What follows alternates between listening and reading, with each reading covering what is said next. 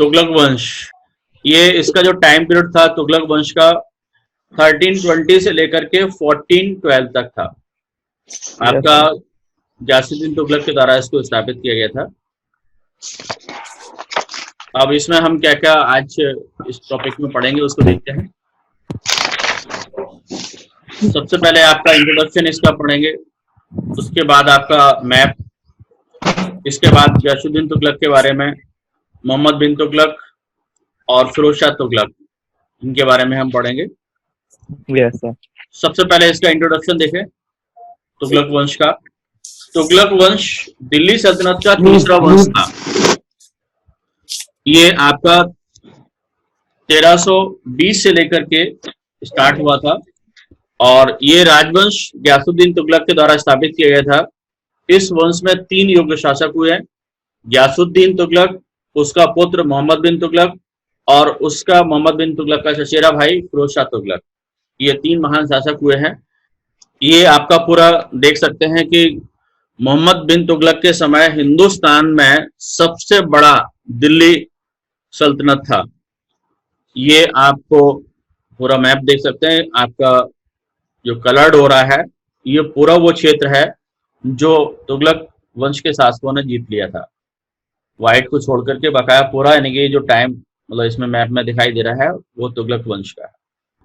इसकी जो chronology sequence है वो देखें तो सबसे पहले आपका गयासुद्दीन तुगलक था, इसके बाद आपका मोहम्मद बिन तुगलक, उसके बाद आपका फिरोज शाह तुगलक, फिर आपका गयासुद्दीन तुगलक द्वितीय, और उसके बाद अबू बकर, नसरुद्दीन मोहम्मद शाह, नुसरत शाह, महमूद और अलाउद्दीन।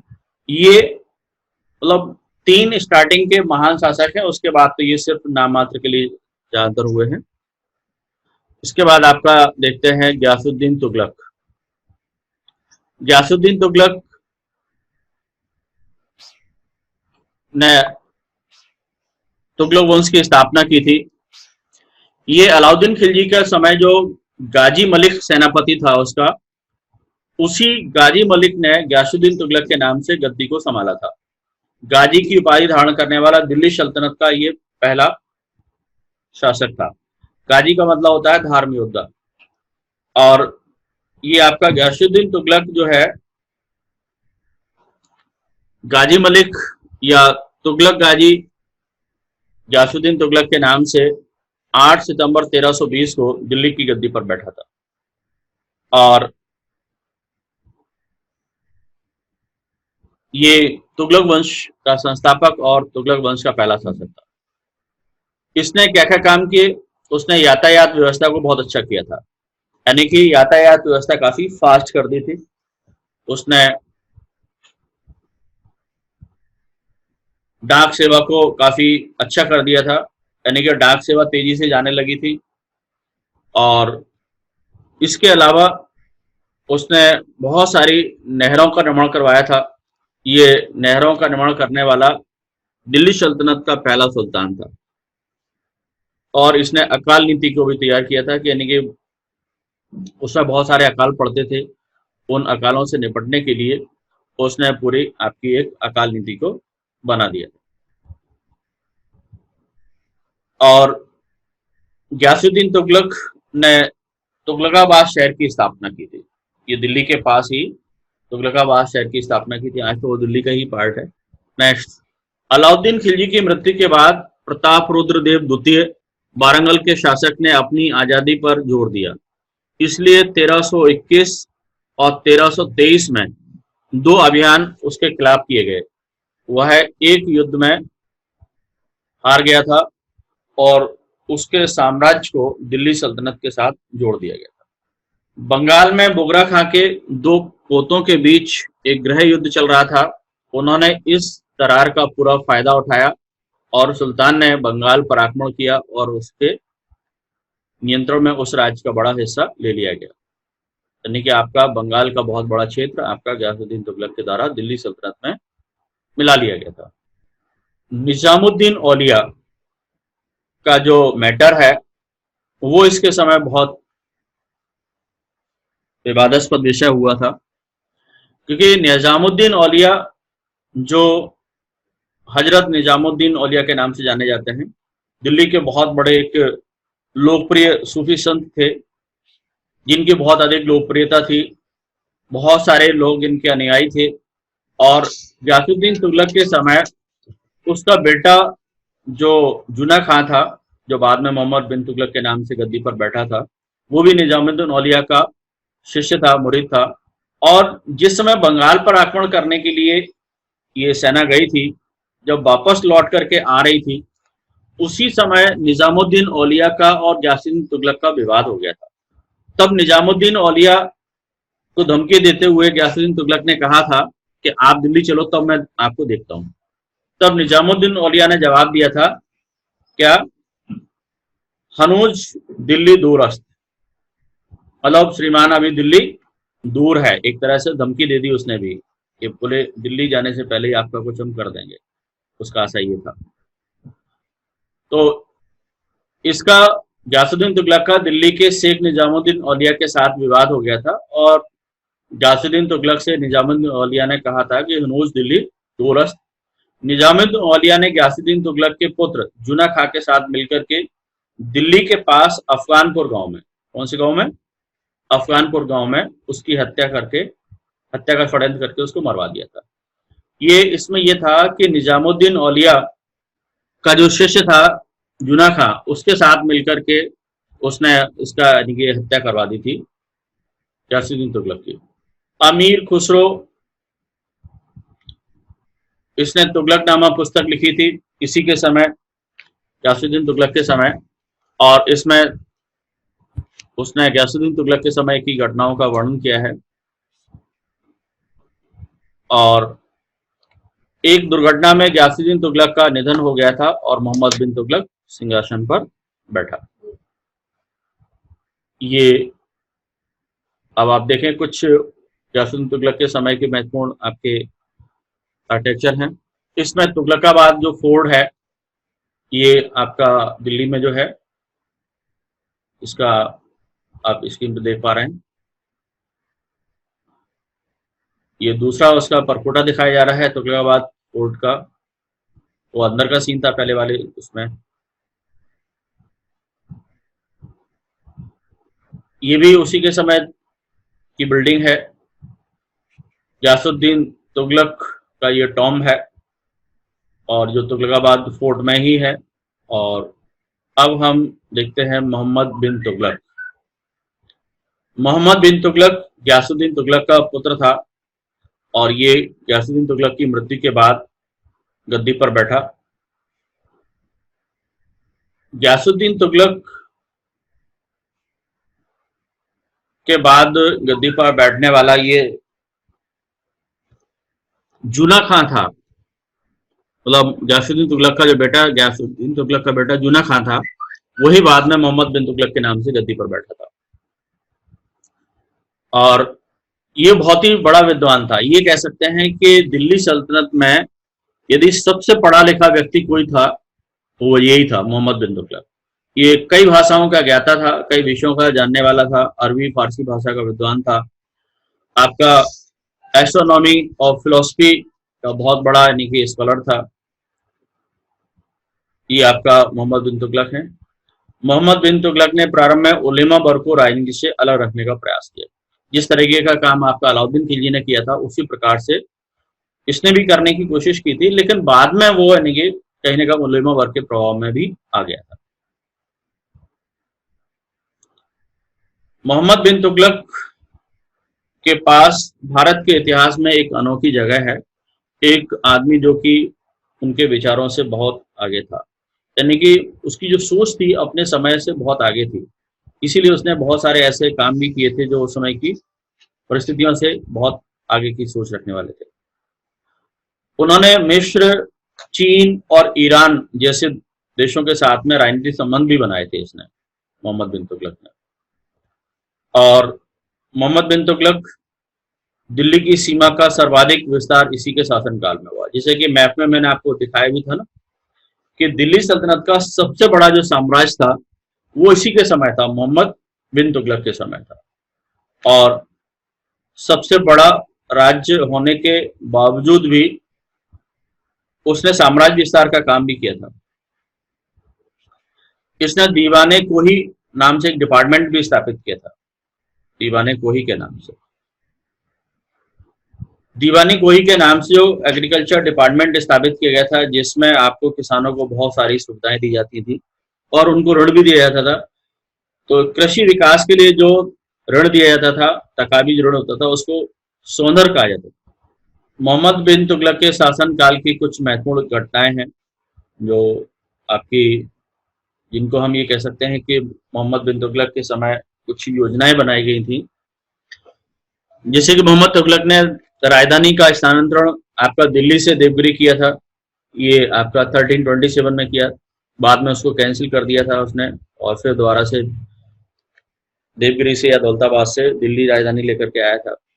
उसके बाद उसने टोकन करेंसी की स्टार्टिंग की थी, सांकेतिक मुद्रा। उसने दोआब जो क्षेत्र था उसमें टैक्सेशन इंक्रीज कर दिया था उसने, और उसने खुरासान और कराचिल ये जो क्षेत्र थे इनको जीतने की उसने योजना बनाई थी। ये उसके समय की काफी महत्वपूर्ण योजनाएं हैं जिनके बारे में अभी हम आपको डिटेल में एक्सप्लेन करेंगे। मोहम्मद बिन तुगलक ने अपनी राजधानी दिल्ली से देवगिरी स्थानांतरित कर दी थी और देवगिरी का नाम बदल करके दौलताबाद कर दिया था। आज यानी कि ये दौलताबाद के नाम से ही जाना जाता है। और इसका राजधानी परिवर्तन का कारण देवगिरी का साम्राज्य के बीच में स्थित होना था। इस वजह से उसने अपनी राजधानी को दिल्ली से दौलताबाद ट्रांसफर किया था। सुल्तान की यह योजना इसलिए असफल रही क्योंकि इसे सही प्रकार से क्रियान्वित नहीं किया गया था, और 1335 में सुल्तान ने राजधानी को पुनः दौलताबाद से दिल्ली स्थानांतरित कर दिया।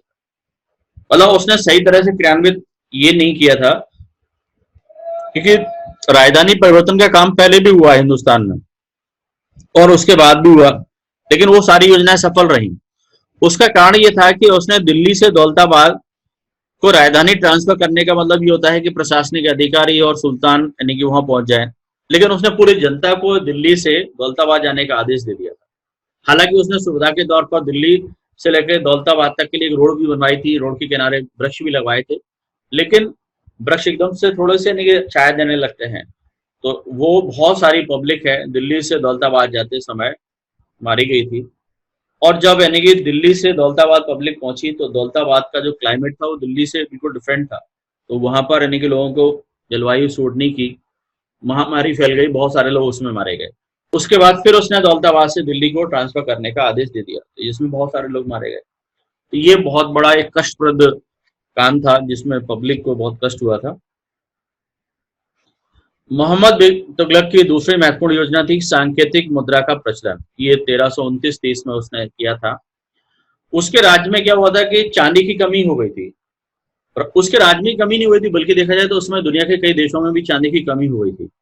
तो उसने क्या किया, चांदी के बदले में कांसे तांबे के सिक्के जारी कर दिए और जिनका मूल्य चांदी के सिक्कों के बराबर रखा।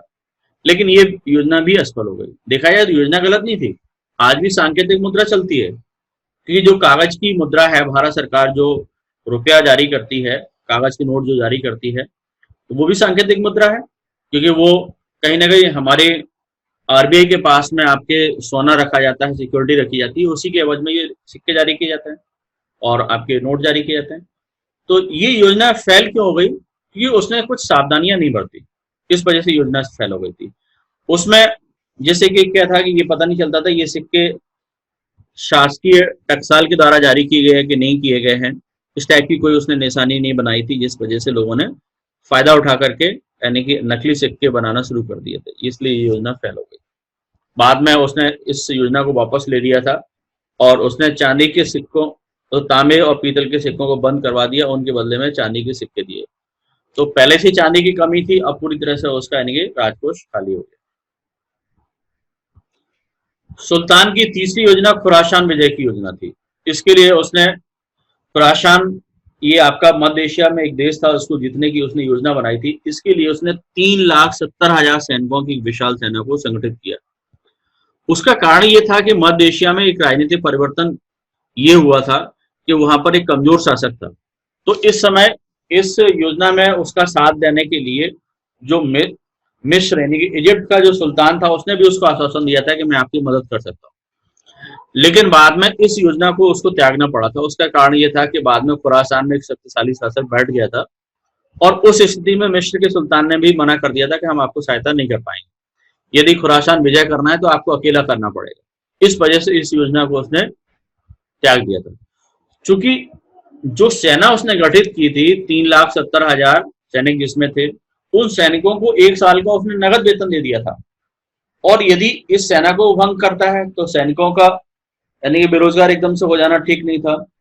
तो अब इस स्थिति में यह था कि खुरासान के स्थान पर दूसरे क्षेत्र को जीतने की योजना बनाई जाए। तो उसने फिर आप कराचिल विजय की योजना बनाई। कराचिल ये आपका हिमाचल प्रदेश में आपका एक पहाड़ी क्षेत्र है जो कांगड़ा डिस्ट्रिक्ट में पड़ता है।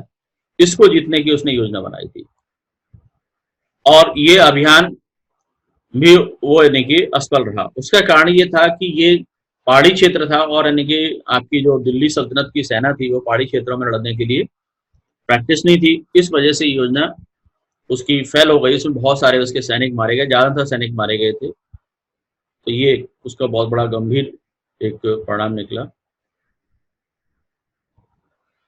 मोहम्मद बिन तुगलक ने द्वाब क्षेत्र में कर वृद्धि कर दी थी।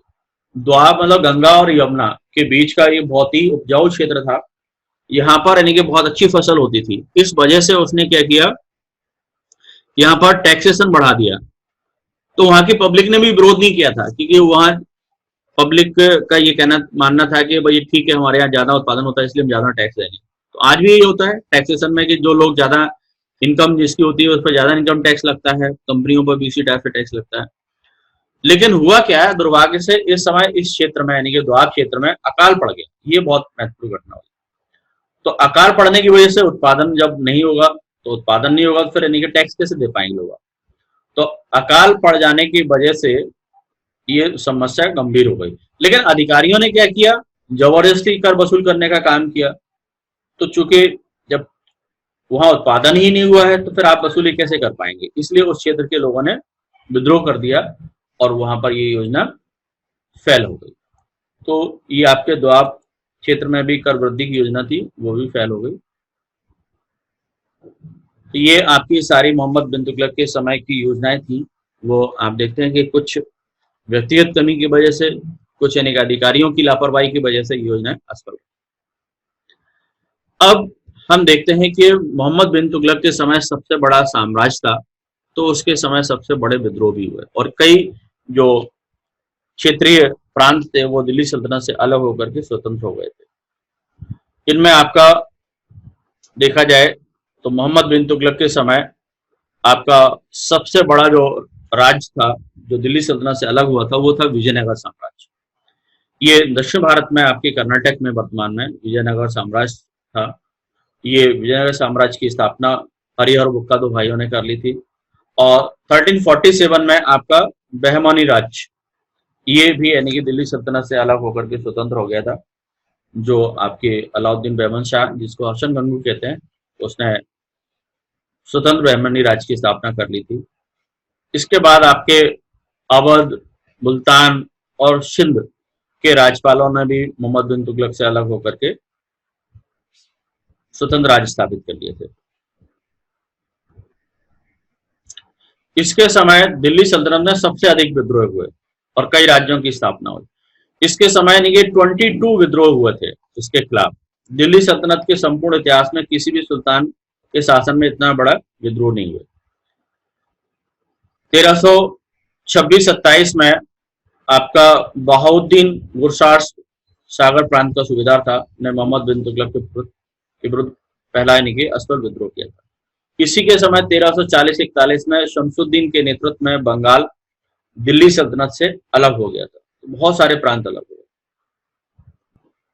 मोहम्मद बिन तुगलक का स्वास्थ्य खराब हो गया और 1301 में उसकी मृत्यु हो गई थी। क्योंकि जनता इससे काफी परेशान थी और इसकी मृत्यु से जनता भी खुश हो गई और वो जनता से भी परेशान था मोहम्मद बिन तुगलक। इसी की मृत्यु के बारे में इतिहासकार बदायूं है, अब्दुल कादिर बदायूं, उन्होंने लिखा है अपनी बुक में कि सुल्तान को उसकी प्रजा से और प्रजा को सुल्तान से मुक्ति मिली। ये बहुत ही महत्वपूर्ण कोटेशन है, कई बार एग्जाम में पूछा गया। मोहम्मद बिन तुगलक ने जहां पना नगर की स्थापना की थी, मोहम्मद बिन तुगलक ने दिल्ली के पास में जहां पना नगर की स्थापना की थी, और इसके अलावा तुगलकाबाद नगर के पास उसने आदिलाबाद का किला भी बनवाया था। सुल्तान ने अपने दरबार में जैन विद्वान जिन प्रभु सूरी और राजशेखर का स्वागत किया था। यानी कि आपका देखा जाए तो आप मोहम्मद बिन तुगलक धार्मिक तौर पर सहिष्णु था।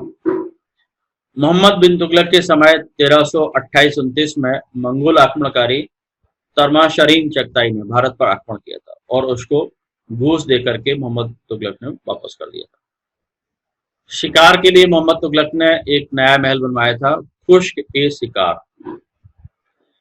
मोहम्मद बिन तुगलक के समय सबसे ज्यादा प्रांत यानी कि 23 प्रांत थे दिल्ली सल्तनत में। धार्मिक दृष्टि से काफी सहिष्णु था और दिल्ली सल्तनत के इतिहास में मोहम्मद बिन तुगलक ऐसा सुल्तान था जिसने हिंदुओं के धार्मिक त्योहारों यानी कि आपके होली, दशहरा, दिवाली में भाग लेता था। इसने अकालग्रस्त क्षेत्रों को सहायता देने के लिए अकाल संहिता भी तैयार की थी। मोहम्मद बिन तुगलक प्रथम मध्यकालीन मुस्लिम शासक था जो एक महान विद्वान, खगोल शास्त्री, गणितज्ञ और चिकित्सा विज्ञान जैसी ज्ञान की विभिन्न विद्याओं में पारंगत था। मोहम्मद बिन तुगलक लोगों को प्रशासकीय पदों पर नियुक्त करते समय योग्यता को प्राथमिकता देता था, न कि धर्म और जाति को। इसीलिए बहुत सारे हिंदू पदाधिकारी उसकी राज्य में थे और सिक्कों संबंधी विविध प्रयोगों के कारण ही उसको एडवर्ड थॉमस जो इतिहासकार हैं उसने धनवानों का राजकुमार भी कहा। इतिहासकार एल्फिस्टन ने उसको पागल सुल्तान कहा है और मोहम्मद बिन तुगलक को पागलों का बादशाह, इस्लामी जगत का सबसे मूर्ख विद्वान का। मतलब ये बड़े दुर्भाग्य की बात है कि वो पढ़ा लिखा व्यक्ति था लेकिन उसकी योजनाएं असफल हो जाने के कारण वो पागल कहा गया और यदि वही सफल हो जाता तो वो महान कहलाता। इसके व्यक्तित्व में एक बहुत बड़ी बात ये थी कि मिश्रित था, यानी कि बहुत दयावान भी था और तो बहुत बड़ा रक्त पिपासु भी था। यानी कि किसी भी छोटी सी बात के लिए वो किसी को भी दंड दे सकता था और बड़ी बात के लिए माफ भी कर सकता था। इस टाइप के उसके अंदर इक्वालिटी थी उसकी। अब आप उसके समय के कुछ आर्किटेक्चर हैं उनको देखें। एक आपका ये बेगमपुर मस्जिद जो जहानाबाद नगर दिल्ली में जो है वहां पर जहांपनाबाद नगर, ये इब्न बतूता आपका मोहम्मद बिन तुगलक के समय ये यात्री आया था, आपका ये मोरक्को से आया था। उत्तर अफ्रीका का एक देश है मोरक्को, वहां से ये भारत आया था और ये 1333 में इसके समय आया था और मोहम्मद बिन तुगलक ने उसका स्वागत भी किया था और बाद में उसको दिल्ली का प्रधान काजी बना दिया था, चीफ काजी बना दिया था इसको दिल्ली का। और 1342 में मोहम्मद बिन तुगलक ने उसे अपना राजदूत बना करके चीन भी भेजा था, क्योंकि मोहम्मद बिन तुगलक के समय चीन, ईरान कई देशों के साथ संबंध स्थापित हुए थे, तो इनमें से चीन के साथ संबंध बनाने के लिए इसको इब्न बतूता को उसने अपना राजदूत बना करके भेजा था। इब्न बतूता ने अपने देश लौट करके बाद में एक बुक लिखी थी, किताब और रहरा। इस बुक में उसने भारत का वर्णन किया है। तो ये आपके प्री वेस्ट सारे फैक्ट हो गए हैं। अब कुछ मेंस के पर्पज से क्वेश्चन है, उनको हम डिस्कस करें। मोहम्मद बिन तुगलक की राजधानी परिवर्तन की योजना का वर्णन कीजिएगा।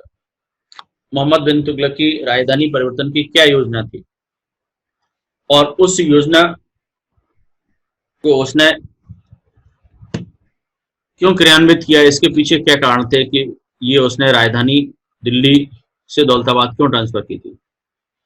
मोहम्मद बिन तुगलक का जो शासनकाल है दिल्ली सल्तनत के इतिहास में एक निर्णायक मोड़ था। उसके समय दिल्ली सल्तनत का निरंतर विस्तार हो रहा था और उसके शासनकाल में देवगिरी नगर को राजधानी के रूप में विकसित करने का प्रयास किया गया। मोहम्मद बिन तुगलक ने 1326-27 में अपनी राजधानी दिल्ली से देवगिरी स्थानांतरित कर दी थी और देवगिरी का नाम बदल करके दौलताबाद कर दिया था। और बाद में फिर दोबारा से 1335 में 1335 में ये राजधानी को दौलताबाद से पुनः दिल्ली कर दिया गया था। ये उसकी योजना थी। अब इस योजना के पीछे क्या कारण था, उसने राजधानी परिवर्तन क्यों किया, तो इसके लिए अलग अलग इतिहासकारों ने उसको अलग अलग रीजन बताए।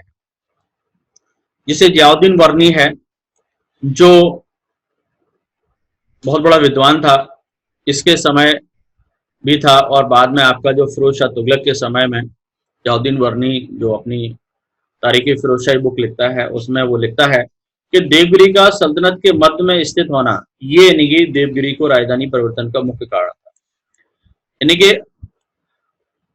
दिल्ली आपकी जो है ना वो उत्तर भारत में पड़ती थी और उसका यानी कि शासन उत्तर भारत में दक्षिण भारत में दोनों तरफ हो गया था, और देवगिरी आपका ये महाराष्ट्र में है। तो लगभग देखा जाए ये सेंटर प्लेस था आपका, इस वजह से इसको ट्रांसफर किया था, ऐसा कहना है बर्नी का। इब्न बतूता जो आपका मोरक्को से आने वाला यात्री था मोहम्मद बिन तुगलक के समय, उसने एक अजीब सा तर्क दिया है। उसने कहा है कि ये राजधानी परिवर्तन उसने दिल्ली से दौलताबाद इसलिए किया था कि वो दिल्ली की जनता को दंड देना चाहता था। ऐसा क्यों करना चाहता था? इसके बारे में इब्न बतूता लिखता है कि दिल्ली के लोग क्या है उसको परेशान करते थे कि कुछ ऐसी पर्चियां लिख करके उसके दरबार में फेंक जाते थे जिसमें गालियां लिखी होती थी, अपशब्द उसके लिए लिखे होते थे, और जब यानी कि वो पढ़ता था मोहम्मद तुगलक तो एकदम नाराज होता था। तो इसलिए उसने निश्चित कर लिया कि अब हमें दिल्ली की जनता को दंड देना है, इसीलिए उसने भारत की राजधानी ने दिल्ली सल्तनत की राजधानी दिल्ली से दौलताबाद ट्रांसफर कर दी, जो उसने दिल्ली के लोगों को कष्ट देने के मकसद से किया था। ये इब्न बतूता का विचार है, लेकिन ये देखा जाए तो इतना सटीक नहीं है, क्योंकि इतना बहुत बड़ा कारण नहीं था। उसके बाद है फुतू उश तलातीन, ये बुक है, उसमें यानी कि आपका सुल्तान का खूनी और रक्त पिपासु होना, ये उसमें बात कही गई कि सुल्तान का जो नेचर था वो खूनी था, मतलब लोगों को मार देना, और उसको मजा आने लगा था इस चीज में, इसलिए उसने ऐसा किया कि लोगों को कष्ट देने के लिए दिल्ली से दौलताबाद ले गया। एक बहुत बड़े स्कॉलर हैं मेहदी हुसैन, उन्होंने बताया है कि दौलताबाद को दूसरी राजधानी के रूप में उसने विकसित किया। मतलब वो ये कहते हैं कि दिल्ली तो राजधानी बनी ही रही और दूसरी राजधानी के रूप में उसने दौलताबाद को विकसित किया था, जो कि इससे पहले भी ऐसे कई शासकों ने किया है और इसके बाद भी कई शासकों ने किया है कि दो दो राजधानियां रखी थी। उसी तरीके से इसने भी दूसरी राजधानी के रूप में दौलताबाद को डेवलप किया था, ऐसा मेहदी हुसैन का कहना है। तो ये आपकी मोहम्मद तुगलक की राजधानी योजना का हुआ। इसके बाद आपकी एक इम्पॉर्टेंट क्वेश्चन ये है कि मोहम्मद तुगलक की योजनाओं की असफलता के क्या कारण। मोहम्मद तुगलक ने अपने जीवन काल में बहुत सारी योजनाएं बनाई और वो बहुत अच्छी योजनाएं भी थी, लेकिन वो सारी फेल हो गई। उसके पीछे क्या रीजन था? तो इसमें एक कोई रीजन नहीं है जिसकी वजह से योजना ये फेल हुई हो, इसके पीछे बहुत सारे रीजन्स हैं जिन पर हम चर्चा कर रहे हैं। तो मोहम्मद तुगलक ने अपनी योजनाओं को परिस्थितियों के अनुकूल लागू नहीं किया। एक्चुअली में योजनाएं बहुत अच्छी होती थी, लेकिन वो योजनाएं उसकी जो सर्कमटेंसेस उस समय के होते थे उसके अकॉर्डिंग लागू नहीं कर पाता था। उसकी योजना की असफलता का मुख्य कारण यह था कि उसमें दृढ़ निश्चय और कूटनीति का अभाव था। मतलब वो ऐसा लगता था जैसे कि योजनाएं उतावलेपन में बनाता है और बना के फिर उनको लागू करने की कोशिश करता है, और जब फेल हो जाती हैं तो तुरंत उनको वापस ले लेता है। तो उसमें अपने वो दृढ़ निश्चय नहीं था, उसका कूटनीति का भी अभाव था उसमें। मोहम्मद तुगलक का राजधानी परिवर्तन का तरीका गलत था। उसे राजधानी परिवर्तन धीरे धीरे करना चाहिए था। सर्वप्रथम उसे वहां राजकीय कर्मचारियों को भेजना चाहिए था और बाद में धीरे धीरे अन्य लोगों को भेजना चाहिए। उसने एक साथ में सबको दिल्ली से दौलताबाद जाने का आदेश दे दिया था। सुल्तान की योजनाओं में जनता ने भी सहयोग नहीं दिया। सबसे बड़ी बात यही थी कि मोहम्मद तुगलक की योजनाओं को जनता नहीं समझ पाती थी, क्योंकि उसकी जो सोच थी समय से काफी आगे थी।